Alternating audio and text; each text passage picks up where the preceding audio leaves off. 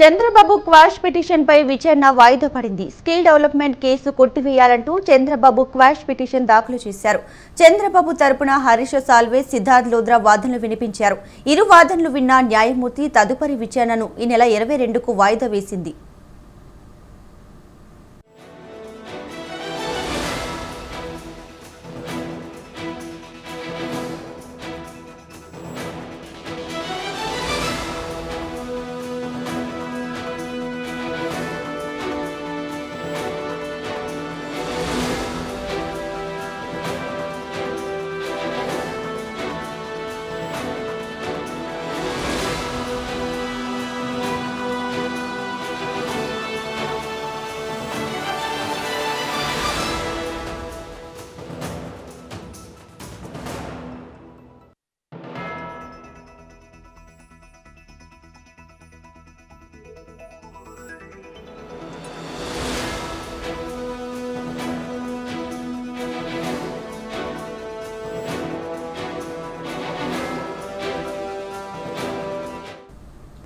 Chandrababu quash petition పై విచారణ వాయిదా పడింది. స్కిల్ డెవలప్మెంట్ కేసు కొట్టివేయాలంటూ చంద్రబాబు క్వాష్ పిటిషన్ దాఖలు చేశారు.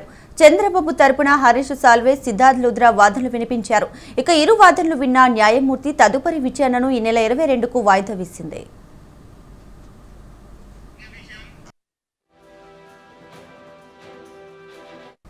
దీనికి సంబంధించి మరిన్ని వివరాలు మా ప్రతినిధి సంతోష్ అందిస్తారు. ఫోన్లో సంతోష్.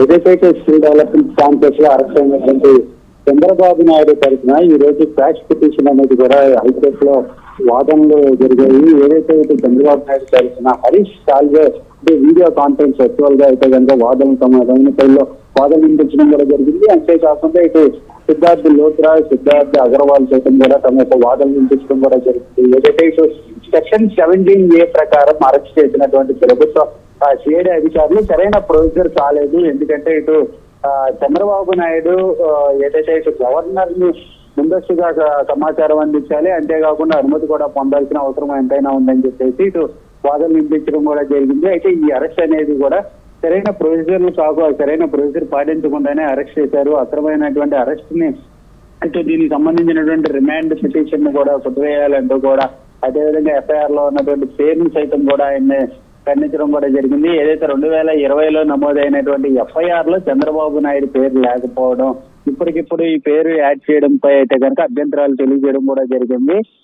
ఎలా సెక్షన్ 17A దీనికి సంబంధించి వర్తిస్తుంది, ముందస్తు సమాచారం ఇవ్వలేదు, అదేవిధంగా గతంలో కూడా తమ యొక్క చంద్రబాబు నాయుడు పేరు లేకపోవడం, ఇదంతా కూడా రాజకీయ కుట్రగానే భావిస్తున్నట్టు కూడా వాదనలు వినిపించడం కూడా జరిగింది. ఏదైతే రానున్న ఎలక్షన్స్ దృష్టిలో పెట్టుకొని ప్రభుత్వం చంద్రబాబు నాయుడుపై కక్షపూరితంగానే అరెస్ట్ చేసిందంటూ కూడా తమ యొక్క వాదనలు వినిపించడం కూడా జరిగింది. అంతేకాకుండా హరీష్ సాల్వే వల్ల జరిగిన ఆలస్యంపై అయితే కనుక సిఐడిని కూడా అడిగిన హైకోర్టు దీనిపై అయితే కనుక పూర్తి స్థాయిలో చంద్రబాబు నాయుడు రిమాండ్ కి సంబంధించినటువంటి క్వాష్ పిటిషన్ కొట్టివేయాలంటూ కూడా వాదనలు వినిపించడం కూడా జరిగింది. ఏదేమైనప్పటికీ దీనికి సంబంధించి ఏదైతే పిటిషన్ ఉంటుందో దీన్ని 21కి వాయిదా వేయడం కూడా జరిగింది. అంతేకాకుండా NR ring road alignment scam సంబంధించినటువంటి అంశాన్ని కూడా 21కి వాయిదా వేయడం కూడా జరిగింది హైకోర్టు. అయితే ఇప్పుడు ఏసీబీ కోర్టులో కూడా బెయిల్ కి సంబంధించిన అంశం కూడా విచారణ రానున్నట్టు కూడా తెలుస్తుంది. అంతేకాకుండా దీనికి సంబంధించి ఏదైతే కస్టడీకి సంబంధించిన అంశం కూడా ఏసీబీ కోర్టులో కనుక విచారణ రానున్నట్టు కూడా తెలుస్తుంది. ఏదేమైనప్పటికీ